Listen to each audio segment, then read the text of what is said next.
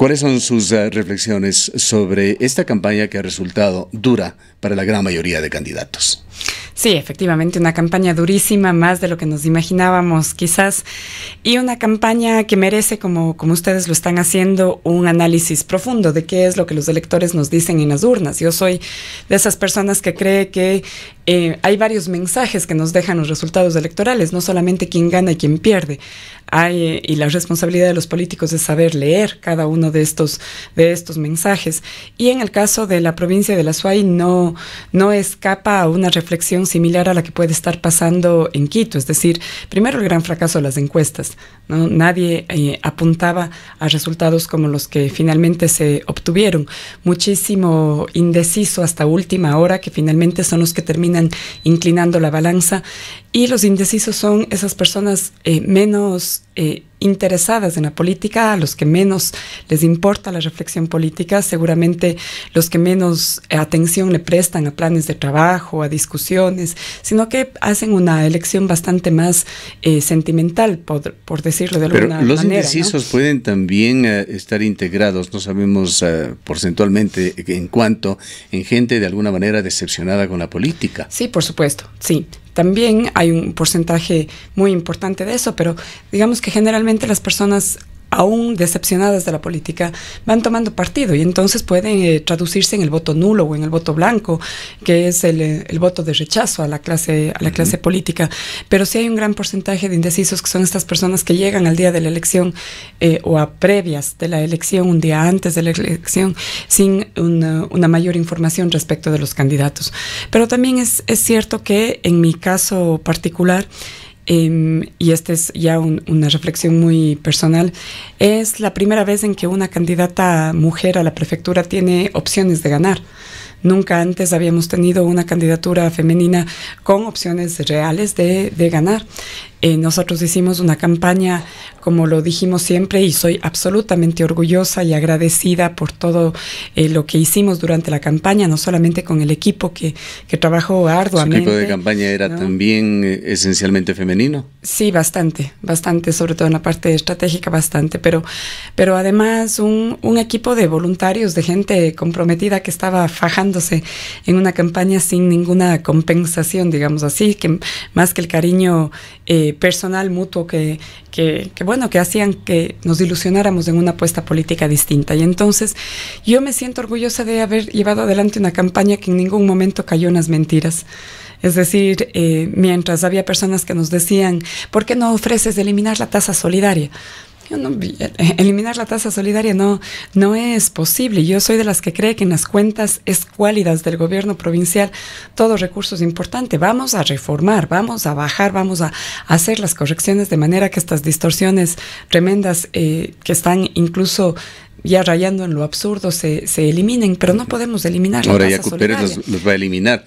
Sin pretender cortar la línea de su análisis, ¿ve usted alguna forma de cómo pueda, tras la eliminación, financiar ese vacío adicional en las finanzas que se va a generar? Mira, yo creo que uno de los principales problemas con el que se va a encontrar el nuevo prefecto, al que le deseo todo el éxito, ¿no? Lo hice la misma noche del domingo, le llamé, no pude comunicarme personalmente con él, pero con la persona que me atendió le dejé el mensaje y luego por las redes sociales lo hemos dicho, ¿no? Yo le deseo todo el éxito al nuevo prefecto, al nuevo alcalde, a cada una de las nuevas autoridades en la provincia, porque el éxito de las autoridades es el éxito de todos, así es que espero realmente que las cosas le vayan muy bien. Pero creo que uno de los principales problemas con los que se va a encontrar es precisamente con una institución con una situación financiera muy difícil y comprometer temas como eliminar la tasa solidaria, que la gente lo va a esperar. O sea, la gente va a pedir que efectivamente la tasa se elimine y se elimine al día siguiente. Bueno, el día de ayer lo ratificó ya. Sí. Estuvo en este medio de comunicación, dijo, voy a cumplir absolutamente con toda mi palabra y específicamente esa tasa se va a eliminar. Y lo tiene que hacer, digamos, es la expectativa de la ciudadanía. Me temo que incluso, pues, muchas personas en este momento quizás van a dejar de pagar la tasa solidaria. Pero es lógico, sí, se va a eliminar y eso es un compromiso, es lo lógico que así suceda. Por otro lado, tenemos ya preocupaciones por parte de las juntas parroquiales que nos dicen, doctora, dígale diciéndole que no elimine, porque ¿qué vamos a hacer? Todo recurso para vialidades es urgente, y es insuficiente para la SUAY. Así es que es una barbaridad esto. Le digo, bueno, ahí está la otra línea de que habrá que exigir al gobierno lo que nos corresponde, y ese es otro tema que vamos a tratar también más adelante con usted. Continúe, por favor, con esa línea que estaba desarrollando de tratar de interpretar cómo y por qué votó así el electorado. Mire, yo le decía, nosotros hicimos una campaña sin mentiras, ¿no?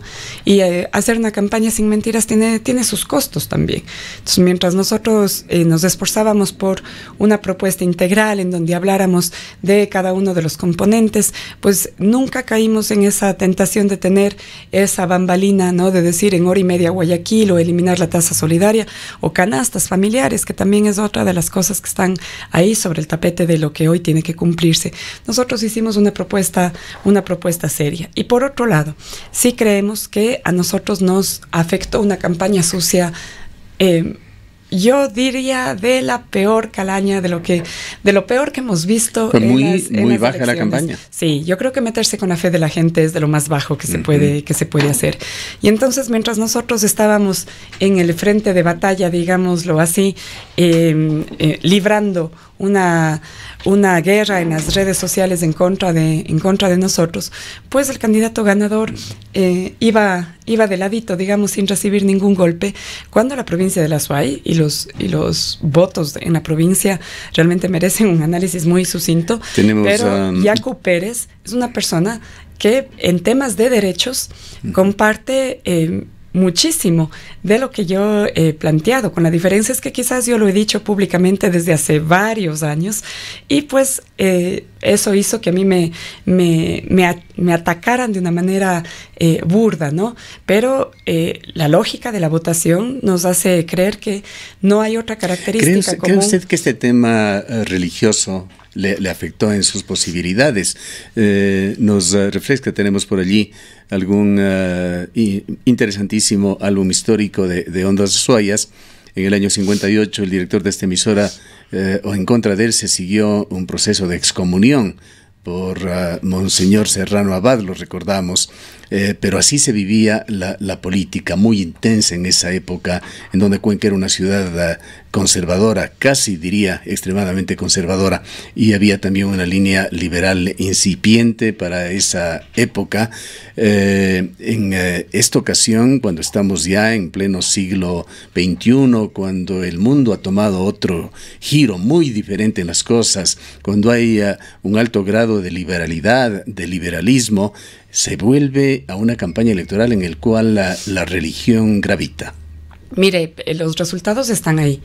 Y lo que a mí digamos, son de esas cosas de las lecciones que tenemos, pero a mí me parece que aquí configuró también un tema de machismo, ¿no? Insisto, Yacu Pérez es una persona que en temas de derechos coincidimos muchísimo, temas de derechos humanos y por supuesto de derechos de la naturaleza, la defensa del agua y demás, pero yo no escuché que desde los púlpitos o desde ciertos, porque hay que decir y sin generalizar, desde ciertos pastores, iglesias, se atacara a Yacu Pérez de la manera como se me atacó a mí, ¿no? Y si es que usted conversa con Yacu, pues yo no sé si es que él se puede definir como un feligrés de la Iglesia Católica, si es que cuáles son sus opiniones frente a los temas. Sí, alguien nos hacía caer en cuenta, humanos, dice, Yacu Pérez era Carolina Ávila, decía, Yacu Pérez, nadie jamás le preguntó ni se le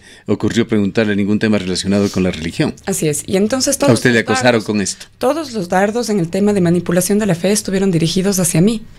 Y se cuestionó mi fe, se cuestionó mis principios, se cuestionó, o sea, de una manera, creo yo, bastante burda, insisto, bastante grosera, ¿no? Porque me parece que la campaña deja ver de qué estamos hechos y la campaña sucia realmente se dirigió con muchísima fuerza frente a mí. No son excusas, pero creo que son las cosas que estuvieron en el ambiente electoral y que hicieron también que de alguna manera la ciudadanía se expresara en las urnas por personas que, aunque no tienen nada que ver, el actual alcalde electo y el actual prefecto electo en la ciudad y en la provincia, hablando de la ciudad de Cuenca, para mí no tienen otro denominador común que el ser hombres nuevos, por decirlo, dentro de la política, aunque en el caso del Yacu, él ya fue candidato a prefecto hace varios años por el MPD en ese entonces y fue concejal de Cuenca hace varios años también, pero digamos que inclusive en la nueva masa electoral en los jóvenes, pues Carlos Pérez Guartambel ya ni existe, ¿no? Yacu Pérez es quien es el nuevo actor político, y eso también me parece configuró un escenario que nosotros no lo pudimos ver. Hay que felicitarle al nuevo prefecto por embanderar temas de derechos y de derechos de la naturaleza particularmente, que me parece es uno de los lindos temas que podemos decir que en el Azuay ocurrió. Yo quiero leer en la votación en que también hay un fuerte interés por la defensa del agua y que la sintonía con la lucha frente a la actividad minera en fuentes de agua favoreció también una candidatura claramente identificada con estos temas, ¿no? Y ahí me parece que la provincia debe aprovechar estos resultados para exigirle al gobierno nacional el respeto a las determinaciones que se ha tomado aquí. El resultado de la consulta electoral en Girón es contundente. Este es uno de los temas muy importantes que tiene que hacernos reflexionar. Le decía que debíamos llegar a este punto, en este diálogo. Es la posición de la provincia de El Azuay, con este comportamiento particular que ha tenido en estas elecciones, pero con algunos mensajes muy claros. Uno, pensaríamos, el más claro es que Azuay se declara con estos resultados como una provincia pro naturaleza, pro ambiental, proecológica.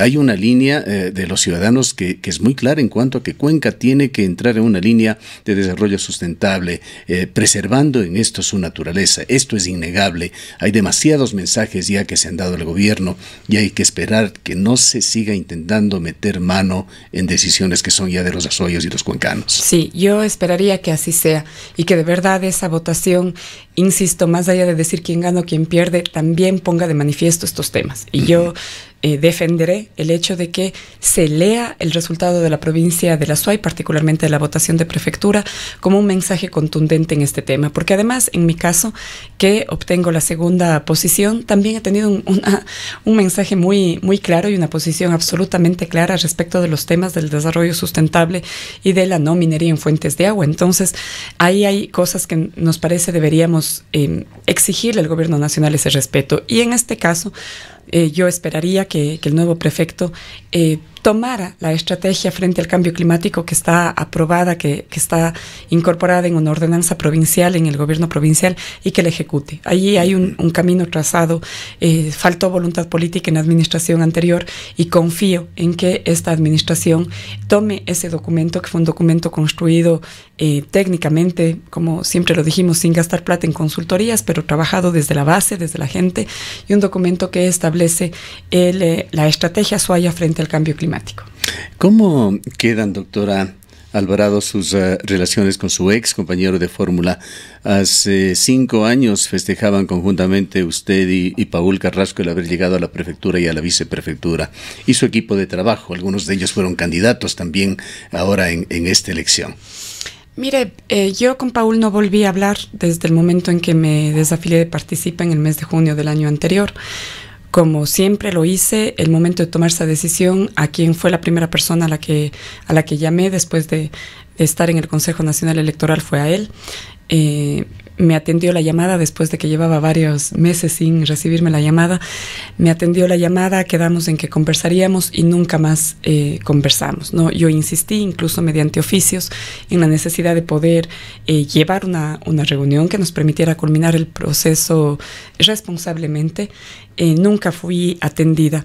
Y tengo que decir que la política presta para un montón de situaciones, y muy probablemente después, con el pasar del tiempo y las aguas, como se dice, pueda volver a conversar con Paul, pero en este momento yo estoy bastante clara en una estrategia de desacreditación, una estrategia de campaña sucia que visiblemente, públicamente, no lo digo yo, lo dice todo el mundo, además en las redes sociales está, en que fue de ese lado desde donde con muchísima fuerza se me atacó. Así es que lo menos que puedo hacer es también cuidar mi integridad, cuidar mi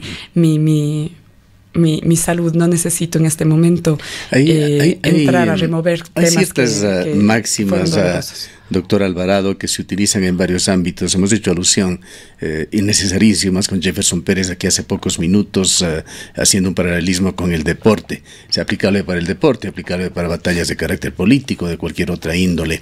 Se dice que hay que ser magnánimo y humilde en el triunfo y mantener dignidad en la derrota. Hemos escuchado en general mensajes bastante positivos en la provincia de la Azuay de varios candidatos. Algunos de ellos aceptaron muy tempranamente su derrota, como es lo caballeresco y lo lógico en un proceso electoral donde las cosas están dadas, pero también hemos escuchado expresiones de otro tipo. No es posible, así como en el deporte, y en deportes muy duros, pongámonos el box, donde dos contrincantes tratan físicamente de destruirse el uno al otro, terminar dándose la mano.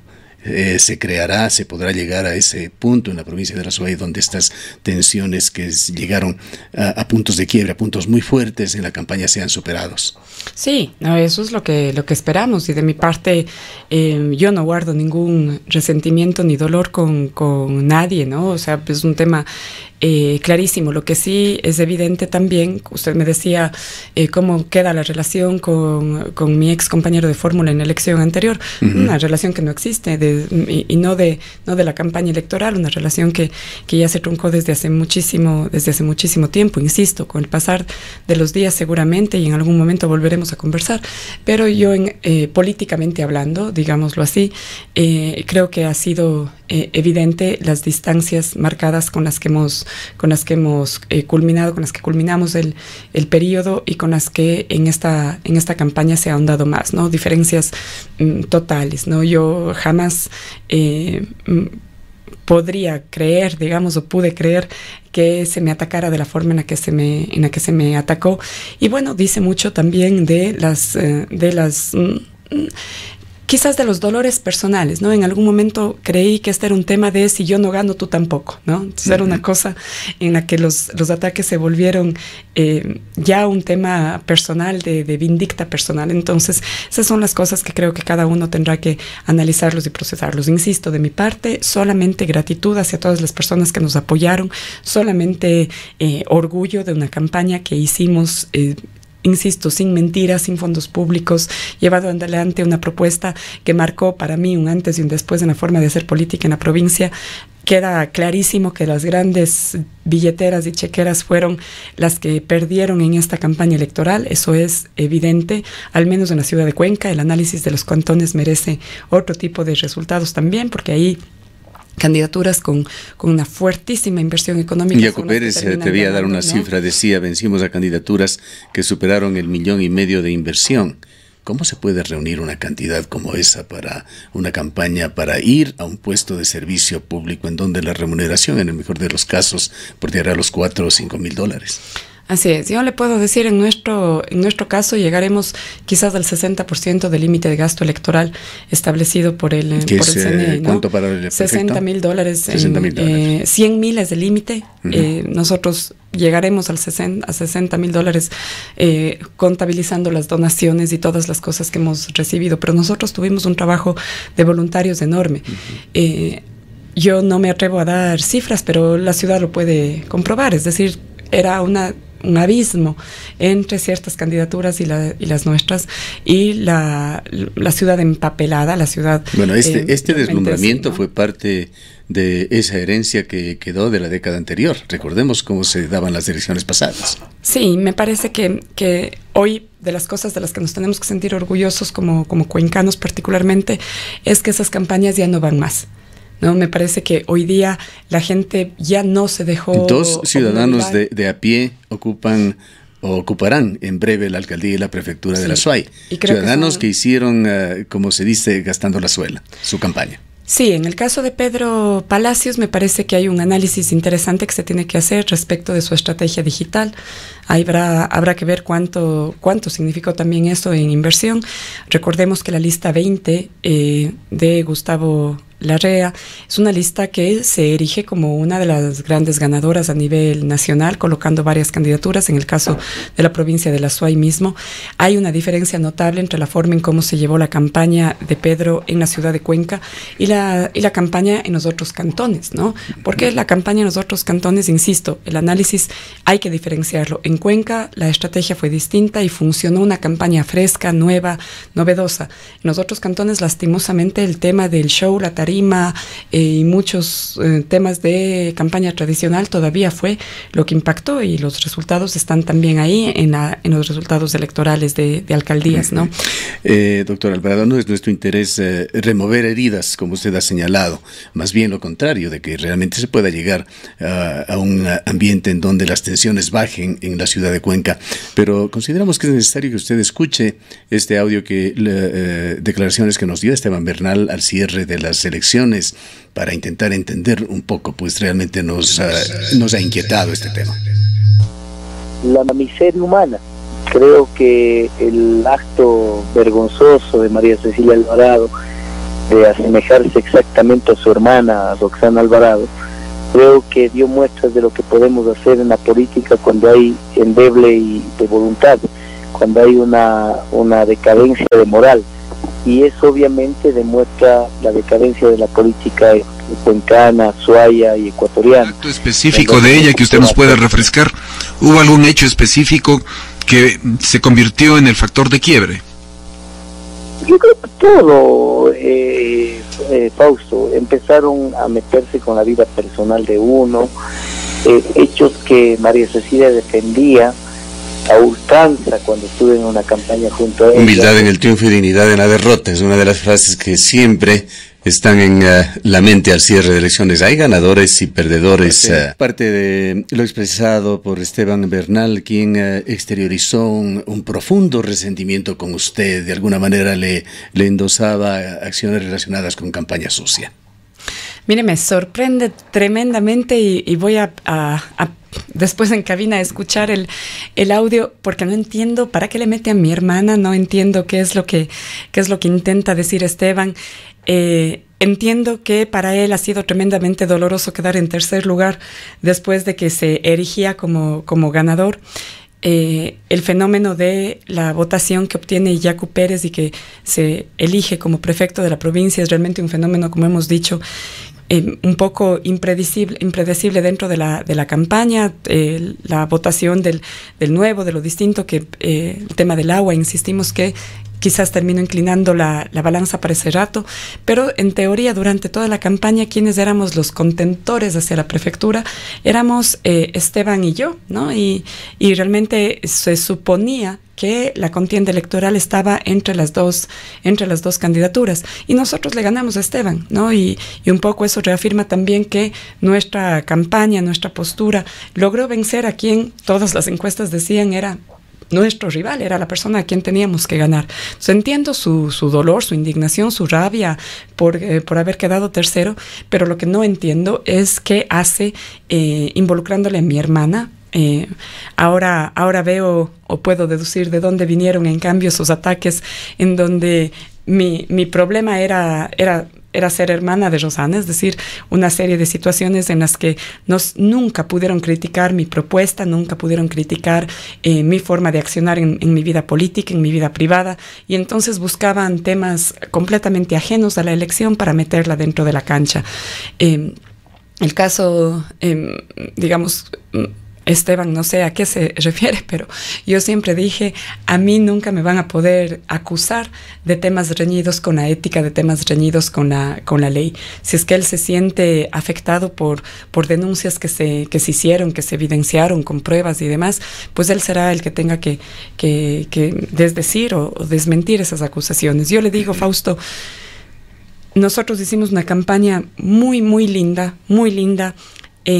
A mi Facebook, a mi teléfono, a mis redes sociales, desde el inicio de la campaña llegó cantidad de información, denuncias muy feas de varios candidatos, entre esos de Esteban, y nosotros jamás utilizamos esos temas para ventilarlos o para sacarlos. Bueno.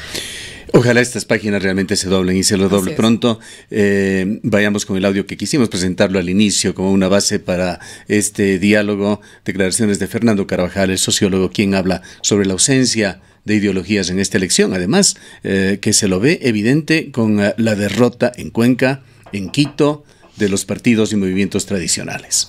¿Qué mismo piensan los candidatos? ¿Cómo se ubican? Porque a lo largo de esta campaña todos hacen esfuerzo por decir no tenemos ideología, no tenemos política, no somos de izquierda, no somos de derecha. Mi ideología es la ciudad, mi ideología es el servicio. Exactamente, entonces es el bien común, es la ciudad, el amor que le tengo a Cuenca.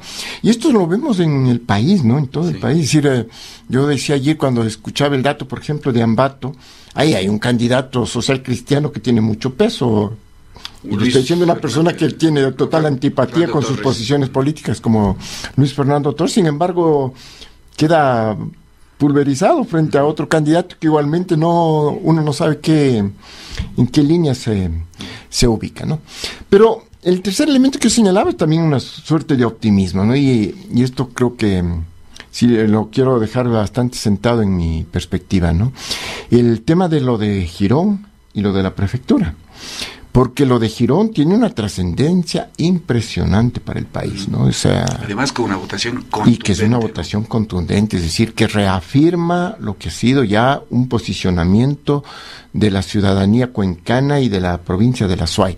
Claro, la consulta es absolutamente en el cantón Cuenca, pero yo creo que buena parte de la elección de Yacu Pérez para la prefectura está vinculado a ese tema, ¿no es cierto? Es decir, es una suerte de reconocimiento. El tiempo es bastante corto, muy interesante en todo caso todo el contenido de las declaraciones de Fernando Carvajal, pero sus reflexiones sobre los mismos temas. Coincidimos plenamente con la última parte en donde decíamos el tema de Girón es de los temas potentes que ha existido en esta elección y que deberíamos leerla también en el contexto de la votación de prefectura, es decir, siendo que la consulta era solo en Girón, deberíamos mirar que la ganancia de Yacu Pérez es una sintonía con esas mismas tesis a nivel provincial y debemos apostar a eso y defender, ¿no? En su totalidad no era consultado sobre este tema, pero se manifestó a través de la candidatura de Yacu Pérez. Así eso está claro. Y eso deberíamos tomarlo, digamos, como una posición muy fuerte de la provincia para exigir al gobierno nacional que se respete estas decisiones y que definitivamente saquemos a estos proyectos mineros de nuestras fuentes de agua. Yo esperaría que esa sea la primera batalla, que la libremos juntos, ¿no? Que la gente se una más allá de los resultados y del variopinto consejo provincial que vamos a tener, que realmente cada alcalde asuma como un tema para defenderlo hacia el gobierno nacional. Y la otra cosa que mencionaba Fernando es clarísima, ¿no? Esta ausencia de una definición ideológica que responde, creo yo, a este hastío que tiene la ciudadanía de los políticos en general. Hubo varias candidaturas que hicieron sus coaliciones y señalaban, son acuerdos programáticos, no tienen nada que ver con la ideología. Es el caso incluso del actual alcalde. Él tiene el apoyo de Gustavo Larrea y hay declaraciones de él en una entrevista que tuvo en este medio de comunicación que dijo, solamente es un asunto para esta campaña. Con ellos tenemos el acuerdo claro de que no intervendrán de ninguna manera en las decisiones que se tomen en el municipio de Cuenca si ganamos. Así es, Pedro Palacios ha dicho que los números con los que salió, 420 me parece, el uno movimiento del hermano del presidente Lenín Moreno y el otro movimiento de Gustavo Larrea, él ha dicho no tienen nada que ver, son solamente los vehículos numéricos para poder participar en la contienda electoral. Otro tema similar ocurrió con el alcalde saliente, ¿no? Marcelo hizo una alianza con Creo, una alianza que todo el mundo le entendió postiza, totalmente electorera, que no tenía absolutamente nada de coherencia ideológica, pero también está quien ocupa el segundo lugar en la alcaldía de Cuenca, la postura de Jefferson, que decía yo no me quiero aliar con ningún partido político, nosotros somos un movimiento ciudadano, no tenemos ideología, no nos definimos más que como un movimiento humanista y demás. Entonces me parece que efectivamente lo que Fernando Carvajal afirma es esta crisis, ¿no? Esta crisis de identidad política. Y esta apatía, este hastío que tiene la ciudadanía de la clase política, que hace que los políticos caigan en esta situación de decir, no soy político además, ¿no? No soy político, no tengo ideología, como se mencionaba en la nota, mi ideología es la ciudad y demás. Nosotros no, en mi caso yo siempre he dicho, yo soy política, hago política desde hace varios años, soy una mujer de izquierda, en los movimientos y en los espacios políticos en los que he estado, lo he hecho desde una convicción de izquierda, de centro izquierda, y entonces ahí hay algunas cosas que también uno invitaría a reflexionar sobre qué es lo que sucede con el electorado. Insisto, la votación de prefectura y de Cuenca parecería bipolar, ¿no? Parecería que no tiene absolutamente nada que ver lo uno con lo otro, y el mensaje que yo extraigo de ahí es que la gente simplemente votó por candidaturas frescas, nuevas, distintas, y eso es lo que finalmente las urnas nos dejan como mensaje. Sobre este tema creo que es importante escuchar este pedacito del diálogo con Pedro Palacios sobre su coalición con Democracia Sí, me parece que es el movimiento de Gustavo Larrea. Entonces, bueno, todos tenemos que cumplir la ley, absolutamente. Y está Democracia Sí. Democracia Sí tiene un conspicuo personaje de la política ecuatoriana de la última década, Gustavo Larrea, como su principal dirigente. ¿Cuál es su pensamiento sobre Gustavo Larrea? Él fue uno de los mentores de Rafael Correa, su cercano colaborador en posiciones claves, enfrentó acusaciones muy delicadas, muy graves de una participación cercana, incluso se le acusó de haber sido el principal enlace entre las Fuerzas Armadas Revolucionarias de Colombia y el gobierno de Rafael Correa. Bueno, en el caso de Ciudad Larrea y como otros más, que tengan que responder a la justicia, a la sociedad o a su conciencia en el caso de que tengan responsabilidad en cualquier acto que hayan incurrido.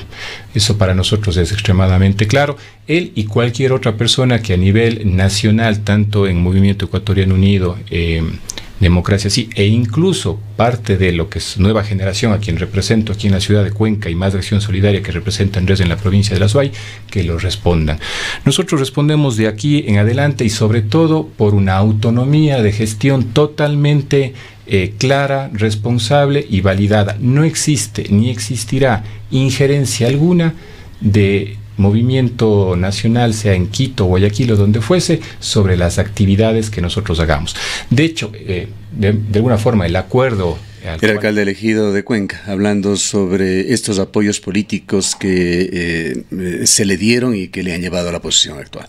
Sí, yo esperaría que la postura que Pedro ha manifestado en la transmisión que se ha colocado sea la que prime, ¿no? Porque entiendo que la ciudadanía votó por él, es un voto de confianza a él como persona, un voto, insisto, de renovación de la clase política. Lo que quiere la gente es un alcalde nuevo, distinto, que salga de otro sector, y eso es lo que para mí las urnas nos dijeron, ¿no? Es también un decir gracias a quienes durante 20 años han ocupado la contienda electoral en la provincia, y elegir en primero y en segundo lugar a dos personas completamente nuevas. Así es que yo aspiro y espero que Pedro Palacios cumpla con lo que se ha manifestado aquí, es decir, de tener un gobierno transparente, libre de injerencias, y que sepa llevar adelante igualmente su propuesta, ¿no? Su planteamiento de las cosas que él expuso en la campaña electoral y que es lo que la ciudadanía espera que se pueda cumplir.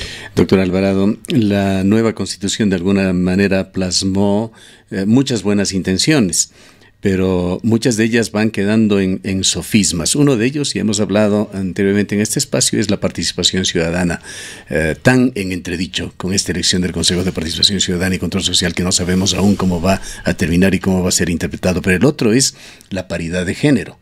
Las listas se las presenta con un candidato a prefecto, a viceprefecto. En la alcaldía se supone que irá una mujer, pero de aquellas decisiones que se toman con los votos, esta paridad de género no se refleja para nada. El Consejo Municipal estará compuesto por 16 personas, de ellos 14 serán varones y hay 2 concejalas. Así es, mire, Hay de las cosas que yo espero ya durante estos días, de estas semanas, será el poder sentarnos con varias personas, compañeros, compañeras a nivel nacional incluso, en la que haremos una evaluación de lo que ha sido el proceso electoral y presentaremos propuestas de reformas al tema electoral. Esta elección, como ninguna otra, quizás reveló varios de los huecos, de las patas cojas, de los vacíos que tiene nuestro sistema electoral, y entre esos el tema de paridad. Entonces, no es dable, digamos, en la provincia de La Suay hoy día el Consejo Municipal de Cuenca, solo 2 de 15 concejales eran mujeres. En las alcaldías de la provincia no tenemos una sola alcaldesa en toda la provincia.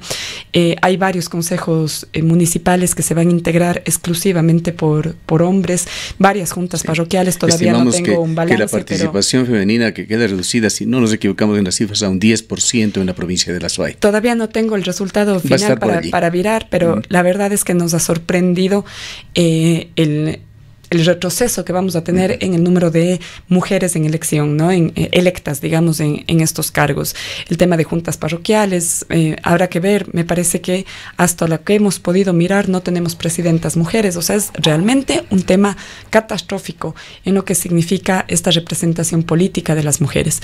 Hay varias reflexiones que yo las venía haciendo y que las hemos compartido con varios sectores de los que estamos en la lucha por los derechos de las mujeres, entre esos los derechos políticos, y es que realmente no basta con la paridad y la alternabilidad.